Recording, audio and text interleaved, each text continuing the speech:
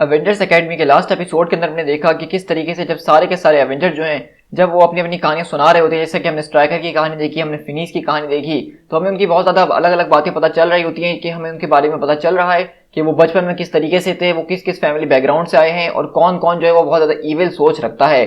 और आज का जो हमारा एपिसोड होने वाला है बेसिकली वो रेप्टाइल के ऊपर होने वाला है और हम देखेंगे कि किस तरीके से उसकी क्या स्टोरी है और उसका क्या पूरा का पूरा मोटिव है इस टीम में रहने के लिए।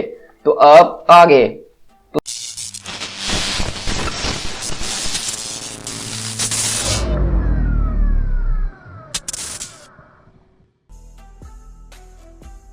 उसी तरह हमारी कहानी की स्टार्ट बेसिकली रेप्टाइल के साथ ही होती है, जहाँ पे हम देखते हैं कि उसको बचपन से ही डायनासोर से बहुत ज्यादा लगाव होता है। और क्योंकि उसके दोनों पेरेंट्स जो एक तरह के हिस्टोरियंस होते हैं जो कि डायनासोर और इस तरह की दूसरी चीजों के अंदर इंटरेस्ट रखते हैं, तो इस वजह से वो भी इन चीजों के अंदर काफी अच्छा होता है। और उसकी माँ यही कहती है कि तुम बड़े होकर बिल्कुल हमारे जैसे बनोगे या फिर शायद हमसे भी बहुत ज्यादा बेहतर। तो कहता है कि मैं आपकी तरह जो हूँ ये वाले काम नहीं करना चाहता हूँ, बल्कि मैं तो चाहता हूँ कि जब मैं बड़ा हूँ तो एक अवेंजर बनूं। तो वहीं से उसके फादर बोलते हैं कि तुम जो चाहो बेटे वो कर सकते हो, बस अभी के लिए तुम अपने फ्लैश कार्ड्स के ऊपर जरा ध्यान रखो वरना तुम्हारा माइंड कहीं चेंज ना हो जाए। तो कहता है कि ओके डैडी, लेकिन मैं अपना माइंड कभी चेंज नहीं करने वाला हूँ, मैं हमेशा एक अवेंजर बन के ही रहूंगा। और इसी तरह हम देखते हैं कि यहाँ पे हम इन्फिनाइट मैंशन के अंदर शिफ्ट होते हैं, जहाँ पे हैंक पिम बताते हैं कि कॉन्ग्रेचुलेशन रेप्टाइल कि तुम्हें एवेंजर्स एकेडमी का एज अ क्लास लीडर जो है इलेक्ट कर लिया गया है। और इसी तरह हम देखते हैं कि बेसिकली इस पूरी की पूरी टीम का जो लीडर है अब उसको रेप्टाइल को बना दिया गया है। और वहीं से वो कहते हैं कि तुम जैसा कि जानती हो हमने इसके लिए वोटिंग करी थी और तब जाके हम इस नतीजे के ऊपर पहुंचे हैं। मैं काफी ज्यादा खुश हूं तुम्हें ये नया आईडी कार्ड देते हुए जो कि तुम्हारे इस लीडरशिप के रोल के साथ आता है। क्या तुम यहाँ पे कुछ कहना चाहते हो? वहीं से रेप्टाइल जो सोच में खो जाता है और कहता है कि मैं हैंक पिम को ये बता देना चाहता हूँ बहुत बुरी तरीके से, मतलब कि हम सच्चाई को जानते हैं। वो लोग यहाँ पे हमसे जिस चीज का वादा कर रहे हैं वो यहाँ पे वो नहीं करने वाले हैं। हम यहाँ पे कोई सुपर ह्यूमंस नहीं है जो कि इस कंट्री को सर्व करेंगे, बल्कि हम तो मोस्ट स्क्रूड अप्स हैं। एवेंजर्स एकेडमी यहाँ पे इसीलिए एग्जिस्ट नहीं करती कि वो हम लोगों को हीरोज बना सके, बल्कि वो तो इसीलिए ताकि हम लोग को विलन बनने से रोका जा सके। मैं जानता हूँ कि वो लोग हमसे ये बात छुपाने की कोशिश कर रहे हैं और ये बात मेक सेंस भी करती है, क्योंकि अगर बच्चों को कुछ ऐसा पता चल जाए जो कि उनके बारे में हो और वो बुरा हो तो उनको ना ही पता चले तो बेहतर है, वरना वो चीज हमेशा एक ना एक दिन जरूर होती है। लेकिन अब मैं आखिरकार करूँ तो क्या करूँ, लेकिन हमें तो उस बारे में पता है जो ये हमसे छुपाने की कोशिश कर रही है। मैं इस बात का अंदाजा लगा रहा हूँ कि यहाँ पे फिनिश और क्विक सिल्वर के बीच भी कुछ चल रहा है। मैंने अक्सर उनको आपस में खामोशी से बात करते हुए देखा है और जब भी मैं उनके करीब आता हूँ तो वो एकदम चुप हो जाते हैं। मैंने इस तरह की बहुत ज्यादा स्टोरीज पढ़ी हैं जिसके अंदर टीचर्स और स्टूडेंट्स के आपस में अफेयर्स वगैरह चल रहे होते हैं, लेकिन चाहे कुछ भी हो फिनिश रात में तो मेरे पास ही आती है ना। मेरे ख्याल से ये इतना ज्यादा कुछ है नहीं और शायद मैं कुछ ज्यादा ही सोचने की कोशिश कर रहा हूँ। और वैसे भी फिनिश वो पहली लड़की थी जिसको मैंने किस करा, मतलब बहुत कुछ मैंने उसके साथ पहली दफा करा। लेकिन अगर मैं यही हैजमत की बात करूं तो मैं इस बात को देख के बता सकता हूं कि हैजमत के पास जो सारी की सारी पावर्स मौजूद हैं वो हमारी टीचर से भी ज्यादा बड़ी है और उनको पता तक नहीं है। और मैं अभी तक इस बारे में सोच रहा हूँ कि मेरा जहां तक अंदाजा है कि हैजमत ने ही शायद उस पूरे के पूरे प्रिजन के अंदर ब्लैकआउट करने के लिए अपनी पावर्स का इस्तेमाल किया था। लेकिन अगर मैं इस बात के बारे में हैंक पिम या किसी और इंस्ट्रक्टर को बताने की कोशिश करूं तो मैं जानता हूं कि ये सब कुछ खत्म हो जाएगा जो चल रहा है। और इसी तरह हैंक पिम बोलते हैं कि रेप्टाइल तुम किन सोचों में खोए हुए हो? तो कहता है कि मैं बस यही कहना चाहूंगा कि मैं इस चीज के लिए बहुत ज्यादा ऑनर्ड महसूस कर रहा हूँ, थैंक यू सो मच। इसी तरह हम कुछ टाइम के बाद हैंक पिम के लैब के अंदर शिफ्ट होते हैं और जहां पे हम देखते हैं कि बेसिकली हैंक पिम और रेप्टाइल मिलके एक पूरे के पूरे एक्सपेरिमेंट के ऊपर काम कर रहे हैं। अब जैसा कि आपने इस बात को नोट किया होगा कि रेप्टाइल जो अपनी बॉडी के कुछ पार्ट्स को जो है डायनासोर के पार्ट्स के अंदर चेंज कर सकता है, जैसे अपने लिम्स हो गए, अपनी दुम उगा ली, अपने कान उगा लिए, लेकिन वो मुकम्मल तौर पे एक पूरा का पूरा जो है डायनासोर के अंदर ट्रांसफॉर्म नहीं हो पा रहा है। तो हैंक पिम बेसिकली इसी का सोल्यूशन आज निकालने जा रहे हैं और वो बताते हैं कि ये सब कुछ इसीलिए नहीं हो रहा है क्योंकि जैसा कि कन्वर्जेशन ऑफ मास का जो रूल है वो बहुत ही इंपॉर्टेंट लॉ है। जैसा कि किसी भी चीज को किसी चीज में बदलना है तो हमें उतना मास से उतनी एनर्जी रखनी होगी। और जैसा कि तुम्हारा अपनी ही बॉडी का पार्ट जो किसी चीज के अंदर चेंज हो रहा है तो ऐसा नहीं हो सकता कि तुम्हारी बॉडी का साइज ग्रो कर जाए। और रही बात मेरी कि जब मैं अपने साइज को छोटा या बड़ा करता हूं तो मैं बेसिकली पिम पार्टिकल की मदद लेता हूं। पिम पार्टिकल मेरे बॉडी के अंदर वो एक्स्ट्रा एनर्जी, वो एक्स्ट्रा मास को ऐड कर देते हैं जिसकी वजह से मैं बड़ा छोटा हो पाता हूं। और मेरे ख्याल से अगर हमने इसी फॉर्मूले को तुम्हारे साथ मिलाने की कोशिश करी बहुत ज़्यादा केयरफुली तो हम शायद इसमें सक्सेसफुल हो सकते हैं। और इसी तरह हम देखते हैं कि बेसिकली हैंक पिम उसको बोलते हैं कि तुम्हारे सीने के अंदर जो एमुलेट लगा हुआ है उसको मुझे चेक करना होगा और तुम्हें जो है ज़्यादा घबराने की ज़रूरत नहीं है क्योंकि ये छोटा सा स्कैन होगा और अगर तुम्हें किसी भी किस्म की कोई तकलीफ महसूस हो तो मुझे फ़ौरन बताना।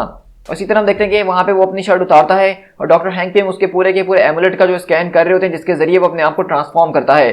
लेकिन इसी तरह हम देखते हैं कि जैसे ही उसको स्कैन करते हैं तो अचानक उसको एक अजीब गरीब विजन्स नजर आते हैं जिसमें वो एमुलेट जो है कुछ बंदर जैसे लोग अपने पास रखे हुए हैं। और ये इसके साथ साथ हम देखते हैं कि यहाँ पे वो बहुत जोर से चिल्लाता है। तो हैंक पिम बोलते हैं कि रेप्टाइल क्या तुम ठीक हो, क्या सब कुछ ठीक है? तो वहीं से वो कहता है कि ये बहुत ज़्यादा पुराना है, आई एम फाइन, मेरे ख्याल से हमें ये करते रहना चाहिए।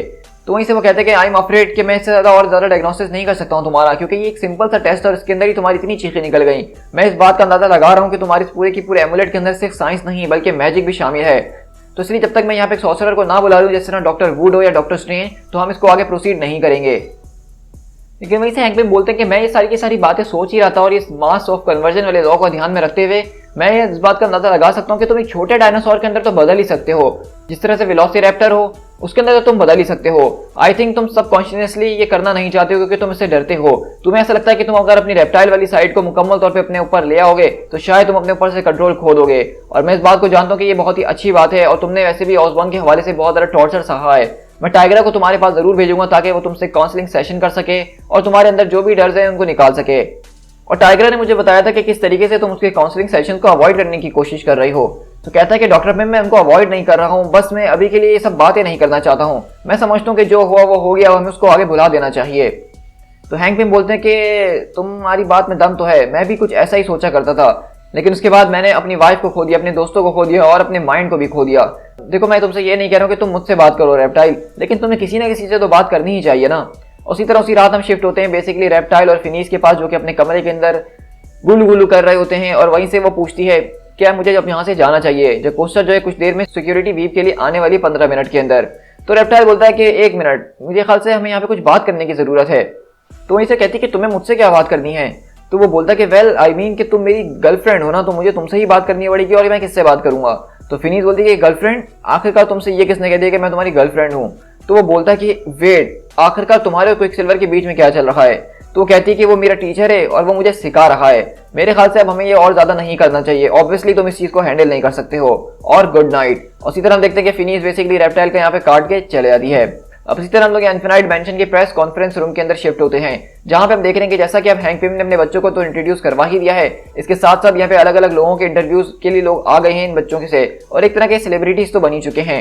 और इसी तरह हम देखते हैं कि यहाँ पे बेसिकली जो है स्पीड बॉल का भी इंटरव्यू लिया जा रहा होता है कि किस तरीके से अपने उसने सारी की सारी गलतियों को सुधार लिया है और अब पूरी की पूरी पब्लिक ओपिनियन भी 70% उसके साथ हो गया है, जो कि पहले उसके लिए मुकम्मल तौर पर खिलाफ हुआ करते थे। लेकिन स्पीड बॉल बोलता है कि नहीं, वो लोग अभी भी मेरी वजह से मरे हैं क्योंकि वो मेरा काम था उस सबको रोकना और मैं ना रोक पाया। जो वहां से इंटरव्यू ले रहा होता था वो कहता है लेकिन सर आपको इतना ज्यादा घबराने की जरूरत नहीं है, अब आपने जो प्रूफ करना था वो आप कर ही चुके हैं और वैसे भी ये सिर्फ एक इंटरव्यू है। तो कहता है कि सॉरी, लेकिन मैंने नॉर्मल बंद के साथ काम किया है और इस बंदे से मैंने सिर्फ एक ही चीज सीखी है कि वर्ड्स जो है वो कोई मायने नहीं रखते हैं, तुम्हारा एक्शन इस बात को प्रूव करता है कि तुम क्या कर सकते हो और क्या नहीं कर सकते हो। उसी तरह हम देखते हैं कि वहां पे एक लड़की आके रेप्टाइल का इंटरव्यू लेती है और कहती है कि रेप्टाइल, मैं इस बात को समझ रही हूँ कि आपको क्लास लीडर के लिए इलेक्ट कर लिया गया है, तो बताइए कि आपको कैसा फील हो रहा है। तो कहता है कि ये बहुत ज्यादा हम्बलिंग है बिकॉज मैं ये सारी की सारी चीजें डिजर्व नहीं करता था, लेकिन उसके बावजूद भी मुझे ये रोल दिया गया। मतलब हम में से कोई भी जो इस रोल के लिए बिल्कुल परफेक्ट था। आई मीन स्ट्राइकर ने मेरी जिंदगी को बचाया है उस वाइल्ड वैंड वाली पूरी की पूरी फाइट के अंदर। क्यों ना तुम उसको खुद से बताओ कि तुमने कितने जबरदस्त तरीके से मुझे बचाया, क्योंकि उस वक्त मैं काफी ज्यादा डरा हुआ था और मुझे कुछ सही तरीके से याद भी नहीं है।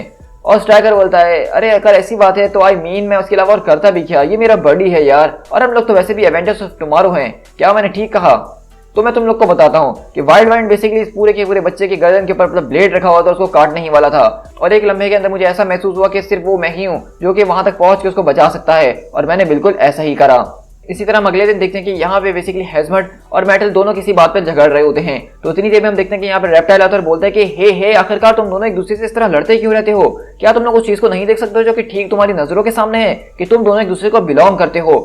तो हैजमट बोलती है कि क्या, ये तुम क्या बोल रहे हो। तो कहता है कि हैजमट तुम और मेटल दोनों एक जैसे ही हो बिल्कुल, मतलब तुम किसी को छू नहीं सकती और मेटल किसी चीज को फील नहीं कर सकता है, मतलब तुम दोनों ही एक ऐसे बीइंग्स हो यहाँ पे इस पूरे के पूरे घर के अंदर जो कि दोनों एक दूसरे के साथ भी रह सकते हो और दोनों एक दूसरे को मार भी नहीं सकते हो। तो मेरा मतलब ये कि तुम दोनों की जोड़ी बहुत ज्यादा परफेक्ट है ना, तो तुम लोग आपस में लड़ते क्यों रहते हो। तो ये देख के हम देखते हैं कि हैजमट और मेटल का दिमाग खराब हो जाता है और कहते हैं कि बस अब बहुत हो चुका है ड्यूड, आई मीन ड्यूड, ये तुम क्या बातें कर रहे हो। इसी तरह हम कुछ टाइम के बाद देखते हैं कि दोबारा से रेप्टाइल जो बेसिकली फिनिश के ऊपर नजर रख रहा होता है और वो बताता है कि किस तरीके से वो लोग आपस में बहुत ज्यादा आराम आराम से बातें कर रहे हैं और किसी को कुछ इसके बारे में पता नहीं चल रहा है। लेकिन मैं यहाँ पे जेलस नहीं हो रहा हूँ, बल्कि ये मेरी रिस्पॉन्सिबिलिटी है, मैं अपनी टीम का लीडर हूँ, तो मुझे पता लगाना होगा कि मेरी टीम क्या कर रही है और क्या नहीं कर रही है। उसी तरह अगले बार हम देखते हैं कि रेप्टाइल बेसिकली अपने कानों के स्ट्रक्चर को जो एक डायनासोरस की तरह करता है, जिसकी वजह से वो सुन पाता है। तो वहीं से फिनिश पूछती है कि आखिरकार तुम्हें इस बारे में कैसे पता चलता है कि तुम्हारे दुश्मन इस वक्त क्या सोच रहे हैं। तो क्विक सिल्वर बताता है कि ये जो है एक इंस्टिंक्टिवली चीज होती है, अगर तुम किसी चीज की तरफ देखो तो तुम्हें उसको समझना ही होगा। मैग्नीटो इस चीज के अंदर मास्टर था। अगर एक पूरे के पूरे कमरे के अंदर ज्यादा से ज्यादा लोग बैठे हुए हैं और उसको कन्विंस करने की कोशिश भी कर रहे हैं जिनके ऊपर दुनिया विश्वास भी करती है, लेकिन अगर वो झूठे हैं, तो मैग्नीटो इस बात को तुरंत पहचान जाता था। अगर तुम्हारे दिल में किसी चीज के लिए छोटा सा भी शक मौजूद है, अगर तुम्हें लगता है कि ये चीज गलत जा सकती है और वो तुम्हारे खिलाफ बढ़ के पावर को इस्तेमाल कर सकता है, तो तुम्हें पूरा हक है उसके खिलाफ गलत सोचने का। तो फिनिक्स बोलती है लेकिन ये सब मैं पता कैसे करूंगी। वहीं से क्विक सिल्वर बोलता है कि देखो, मुझे जो एक बहुत ज्यादा सिंपल फैक्ट है जिसको सर्वाइवल इंस्टिंक्ट कहते हैं। मेरे ख्याल से उसने तब सीखा जब बचपन में उसके साथ सारा का सारा जुल्म किया गया था। उसने सब कुछ मुझे सिखाने की कोशिश करी थी, लेकिन उस वक्त मेरे अंदर इतना सब्र नहीं था कि मैं इसको सीख सकूं। और मुझे सच कहूं तो कुछ समझ में भी नहीं आता था कि ये चीज है तो है क्या और इसका क्या फायदा होने वाला है। लेकिन लगता है कि अब मुझे ये समझ में आने लगा है, क्योंकि अभी कुछ टाइम पहले कुछ लोगों ने ऐसी रिसर्च करी है जिसको वो माइक्रो एक्सप्रेशंस कहते हैं, जिसके जरिए वो तुम्हारे फेस के अलग अलग मॉलिक्यूल्स को इतने ज्यादा गहराई में नापते हैं कि वो इस बात का पता लगा सकते हैं कि तुम क्या चीज छुपाने की कोशिश कर रहे हो। मैंने कुछ इन्फॉर्मेशन को तुम्हारे लिए डाउनलोड किया है। आई होप कि अगर तुम इसके ऊपर नजर दौड़ाओगी तो तुम जल्द से जल्द सीखने की कोशिश करोगी। ऑफ कोर्स मेरे फादर जो है इस चीज को बहुत ज्यादा माना करते थे और वो ये कहते थे कि इसके जरिए तुम अपने एनिमीज को पता लगा पाओगे कि वो कितने गहराई में है और कितने नहीं। फिनिक्स बोलते कि माय फादर। तो क्विक सिल्वर बोलते कि क्या मतलब। तो फिनिक्स बोलते कि इस पूरी की पूरी टाइम के अंदर तुमने पहली बार मैग्नीटो को अपने फादर करके रेफर किया है। तो क्विक सिल्वर बोलता है कि ये रिडिकुलस है, क्या तुम्हें हमारी इतनी सारी की सारी कन्वर्सेशंस की हर एक डिटेल याद है। तो फिनिक्स बोलती है कि इन परफेक्ट डिटेल, मैं जिससे भी जो भी बात करती हूँ मैं कभी भूलती नहीं और मुझे वो सारी की सारी बातें बिल्कुल सेम एज इट इज याद रहती हैं। तुमने इससे पहले कभी जो है मैग्नीटो को माय फादर करके रेफर नहीं किया। तो मैग्नीटो बोलता है कि तुम काफी टची हो चाइल्ड, लेकिन आफ्टर ऑल मैं भी शायद मैग्नीटो से कोई ना कोई लेसन सीख ही गया हूँ। और इसी तरह हम देखते हैं कि ये रेप्टाइल यहाँ पे ये देख लेता और कहता है कि ओ माय गॉड। यहाँ पे वो लोग बेसिकली मैग्नीटो की बात कर रहे हैं, जैसा कि ब्रदरहुड ऑफ इविल म्यूटेंट्स वाला मैग्नीटो, और वो उसको ये सारे के सारे तोड़ के सिखाने की कोशिश कर रहा है जो कि खतरनाक हो सकते हैं। मैं ये नहीं होने दे सकता हूँ। लेकिन इसी तरह हम लोग कुछ दिनों के बाद दोबारा शिफ्ट होते हैं, जहाँ पे हम देखते हैं कि मेंटेलो नाम का एक विलन जो है जिसको यहाँ पे ले जाया जा रहा होता है गाड़ी के अंदर, वो आजाद हो जाता है। और इसी तरह हम देखते हैं कि यहाँ पे एवेंजर्स एकेडमी के लोग उसको पकड़ने के लिए आते हैं, जहाँ पे रेप्टाइल क्योंकि टीम लीडर है तो वो लीड करता हुआ उड़ता हुआ यहाँ पे आ रहा होता है और सारी की सारी रिपोर्ट्स दे रहा होता है। उसी तरह हम देखते हैं कि रेप्टाइल बेसिकली उसके ऊपर अटैक करने के लिए आए होता है और तभी एवेंजर्स एकेडमी के सारे लोग यहाँ पे आ जाते हैं। और वो कहता है कि हाउ रूड, मैं यहाँ पे थोड़ा बिजी था, लेकिन क्यों ना तुम लोग एक दूसरे से लड़ने में मेरा टाइम पास करो। और इसी तरह हम देखते हैं कि बेसिकली वो उन सबका माइंड मैनिपुलेट करके एक दूसरे से लड़वाना ही शुरू कर देता है। लेकिन इतनी देर में हम देखते हैं कि बेसिकली वो बोलता है कि मैं तुम्हें देख सकता हूँ कि तुम आसमान में छुपने की कोशिश कर रही हो ना। मेरे ख्याल से वक्त आ चुका है कि तुम अपने वर्स्ट फियर और डेस्परेशन को चख के देखो, और इस बात को मैं प्रूव करके दिखा दूंगा कि मैं किसी भी चीज को कैसे भी कंट्रोल कर सकता हूँ। लेकिन इसी तरह हम देखते हैं कि रेप्टाइल बोलता है कि नहीं, ये मेरे साथ कर क्या रहा है, मैं अपने आप पर फोकस नहीं कर पा रहा हूँ, मैं उड़ नहीं पा रहा हूँ। लेकिन अगले पल हम देखते हैं कि वहां से चिल्लाने की आवाज आती है और सारे के सारे एवेंजर्स उसकी तरफ देखते हैं। तो वो लोग बोलते हैं कि टाइग्रा, आखिरकार ये क्या है। क्योंकि हम देखते हैं कि रेप्टाइल यहाँ पे एक छोटे से डायनासोर के अंदर ट्रांसफॉर्म हो चुका है और बेसिकली मेंटेलो के पूरे हाथ को चबा रहा होता है। उसी के बाद हम कुछ टाइम बाद देखते हैं कि एवेंजर्स मेंशन के अंदर उसकी क्लास हो रखी है और वो कहता है कि आप लोग मुझे निकाल रहे हैं ना। तो हैंक पिम बोलते हैं कि नहीं, हम तुम्हें यहाँ पे नहीं निकाल रहे हैं। तो वो बोलता है कि लेकिन मैं कम से कम अब क्लास लीडर तो नहीं रहने वाला ना। तो जस्टिस बोलता है कि ये तुम्हारे ऊपर है होमेटो कि तुम क्या चाहते हो। तो टाइगर बोलती है देखो ये बहुत ही अच्छा काम किया तुमने कि तुम्हें पूरे के पूरे फुल डायनासोर के अंदर ट्रांसफॉर्म हो गए। मेंटेलो उसके जरिए तुम्हारे माइंड को कंट्रोल नहीं कर पा रहा था क्योंकि वो एक डायनासोर के दिमाग को कंट्रोल नहीं कर सकता है, लेकिन वो तुम भी नहीं कर सकते हो। तो वहीं से हैंक में बोलते हैं कि देखो इस वक्त तुम ऐसी बहुत ज्यादा चीजें करने की कोशिश कर रहे हो जो कि खतरनाक किस्म की डिजास्टर की रेसिपी है। और वहीं से जस्टिस बोलता है कि स्पेशली इस वक्त हमारे पास जो एक थेरेपिस्ट की बहुत ही ज्यादा कमी है जो कि तुम्हें साइकोलॉजिकली सुपर ह्यूमन एबिलिटी से मुकाबला करना सिखाए, उनको अपने अंदर हेरिट करना सिखाए, जिस तरह के डॉग सैमसंग हुआ करते थे जो कि अब जा चुके हैं। और अगर मून स्टोन की बात की जाए तो वेल वो मून स्टोन है और वो हमारी कोई मदद नहीं कर सकती है। तो टाइगर बोलती है कि देखो यहाँ पे जस्टिस का कहने का जो मकसद है वो ये है कि तुम्हें किसी ना किसी की मदद की जरूरत है, तुम्हें किसी से बात करने की जरूरत है।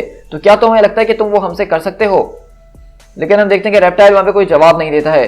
तो टाइगर बोलती है कि मेरे पास एक आइडिया है। और इसी तरह हम लोग यहाँ से एवेंजर्स मैंशन के अंदर शिफ्ट होते हैं, जहां हम देखते हैं कि बेसिकली रेप्टाइल को यहाँ पे आज किसी और से मिलने के लिए नहीं बल्कि जेसिका जोन्स से मिलने भेजा गया है जो कि लूक केज की बीवी है। और वहीं से हम देखते हैं कि रेप्टाइल इसको बिल्कुल भी नहीं पहचानता है। तो वो बताती है कि देखो मुझे ये एडमिट करना बिल्कुल पसंद नहीं है, लेकिन मैं पहले कभी ज्वेल के नाम से पहचानी जाती थी। तो रेप्टाइल बोलता है कि ओ वाओ, आप तो लूक केज की वाइफ है ना। तो बोलती है कि हाँ, शादी के बाद औरतों का हाल कुछ ऐसा ही हो जाता है कि वो पहचान में नहीं आती हैं। तो हम देखते हैं कि रेप्टाइल को यहाँ पे इसीलिए भेजा गया है ताकि जेसिका जोन्स उससे थोड़ी सी बातचीत कर सके और एक अलग एनवायरनमेंट में उसके साथ बैठ के जो सारी की सारी बातें करे ताकि वो अपनी दिल की बात निकाले और बताना है कि किस तरह से वो चीज़ों को फील करता है। तो सबसे पहले कोई भी जो है डॉक्टर किसी के दिमाग को पढ़ने की कोशिश करता है तो वो अपनी कुछ स्टोरीज को शेयर करता है ताकि वो सामने वाले बंदे को थोड़ा सा कंफर्टेबल फील करवा सके। और इसी तरह देखते हैं कि जेसिका जोन्स यहाँ पे उसको वो पूरी की पूरी कहानी बताती है कि किस तरीके से नॉर्मन ऑसबॉर्न ने उसके हस्बैंड के सीने के अंदर एक बॉम्ब लगा दिया था और उसका और उसके बच्चे का जीना हराम कर दिया था। इसके अलावा ये भी बताती कि किस तरीके से किलग्रेव जो है वो खतरनाक किस्म का साइको है, यानी कि पर्पल बैन, और काफी सालों तक उसने मुझसे वो काम करवाए हैं जो कि मैं नहीं करना चाहती थी। मतलब वो लोगों को मारने में एंजॉय करता था और वो ये सब मेरे जरिए करवाया करता था। और इसी तरह हम देखते हैं कि बेसिकली यहाँ पे ये सारी की सारी बातें चल रही होती है जो कि बिल्कुल भी इंपॉर्टेंट नहीं लग रही हैं, लेकिन आप समझ सकते हैं कि रेप्टाइल भी यहाँ पे अपने आप को जो है थोड़ा सा फ्री करता है, वो भी कुछ अपनी थॉट्स वगैरह शेयर करता है। और जेसिका उससे यही कहती है कि तुम्हें मुझसे इस तरह से बात करते रहना चाहिए, मतलब अगर मुझसे भी ना करो तो तुम्हें किसी ना किसी से जरूर बात करनी चाहिए, वरना कभी कभार तुम्हारे दिमाग का जो प्रेशर है वो इतना ज्यादा हो जाएगा कि तुम उसके ही वजन के नीचे दब जाओगे और फिर वहां से वापसी का कोई रास्ता नहीं है। और इसी तरह हम देखते हैं कि यहाँ पे रेप्टाइल काफी ज्यादा अच्छा फील कर रहा होता है और वो जेसिका को हग वगैरह करता है, वहां से आगे बढ़ता है। और वहीं से रेप्टाइल बताता है ऑसबॉर्न ने मेरे लिए क्लू छोड़ा था कि मेरे पेरेंट्स जिंदा हैं, जो कि एक फॉल्स ट्रेल था। मैं उसको फॉलो करते हुए एक ट्रैप के अंदर फंस गया। वो सारा का सारा टॉर्चर बहुत ही ज्यादा बुरा था, लेकिन उससे भी वर्स्ट बात ये था कि अब मैं अपने पेरेंट्स को नहीं ढूंढ पा रहा हूँ और जब से अब तक मेरे साथ ये सारी की सारी चीजें हुई हैं अब वो मुकम्मल तौर पर डिसअपियर हो चुके हैं और अब मुझे ऐसा लग रहा है कि मैं उम्मीद खोते ही जा रहा हूँ, क्योंकि मैं शायद अब ऐसा सोच रहा हूँ कि मे बी मेरे पेरेंट्स सच में मर चुके हैं। तो वहीं से हैंक पिम बोलते हैं कि ये बहुत ही अमेजिंग है, मतलब उसने तुमसे इतनी ज्यादा बात करी जितनी उसने हमसे 2 महीनों के अंदर भी नहीं करी थी। तो जेसिका बोलती है कि वेल तुम बिल्कुल ठीक कह रहे हो कि वो अपने पेरेंट्स को बहुत ज्यादा याद कर रखा है, ये रोड उसके लिए बहुत ज्यादा लंबा होने वाला है, लेकिन सच कहूं तो उसको एक प्रोफेशनल हेल्प की जरूरत है जिसके लिए मैं बिल्कुल भी क्वालिफाइड तो नहीं हूं, लेकिन ये जरूर कहूंगी कि वो बच्चा एक बहुत ही अच्छा बच्चा है और मुझे लगता है कि वो बिल्कुल ठीक हो जाएगा। तो वहीं से जेसिका उससे ये सवाल भी पूछती है तुम्हें एवेंजर्स एकेडमी के बारे में क्या लगता है, क्या वहां पे कोई ऐसी चीज है जिसके बारे में तुम मुझसे बात करना चाहते हो।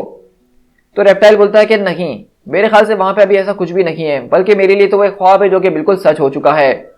दी एंड। सो गाइस आज हमारा जो है यहाँ पे एवेंजर्स एकेडमी का ये पहला स्टोरी आर्क खत्म होता है जो कि 6 इश्यूज के अंदर था। अब इन 6 के 6 इश्यूज के अंदर हमने अपने अलग अलग एवेंजर्स एकेडमी के जो बच्चे हैं, जो कि टोटल 6 बच्चे हैं, उनकी अलग अलग स्टोरीज को देखा।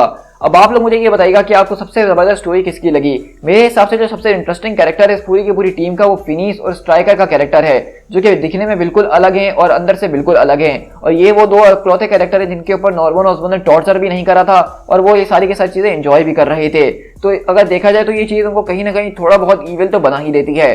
तो ओवरऑल आप लोग मुझे बताइएगा कि आपको ये सीरीज कैसी लगी है। मैं इस सीरीज को शेयर करने में इतना इंटरेस्टेड नहीं था, लेकिन आप लोग का रिस्पांस अच्छा आ रहा है, तो मैं चाहता हूं कि आप इसी तरह कमेंट्स करके मुझे बताया करें किसी भी सीरीज के बारे से कि वो आपको अच्छी लग रही है, बुरी लग रही है, कैसी लग रही है, वरना मुझे बिल्कुल भी मोटिवेशन नहीं मिलती है रोजाना आप लोग के लिए वीडियोस बनाने की। तो कमेंट्स जरूर कीजिएगा ताकि मैं इसी तरह डेली बेसिस पे वीडियो शेयर करता रहूं। और साथ ही साथ अगर आप चैनल पे फर्स्ट टाइम आए हैं तो चैनल को सब्सक्राइब तो करना बिल्कुल भी नहीं भूलेगा, क्योंकि चैनल सब्सक्राइब करने से ही आपकी मुझे मोटिवेशन मिल रही होती है इस तरह की ऑसम वीडियोस को डेली बेसिस पे आपके साथ शेयर करने के लिए।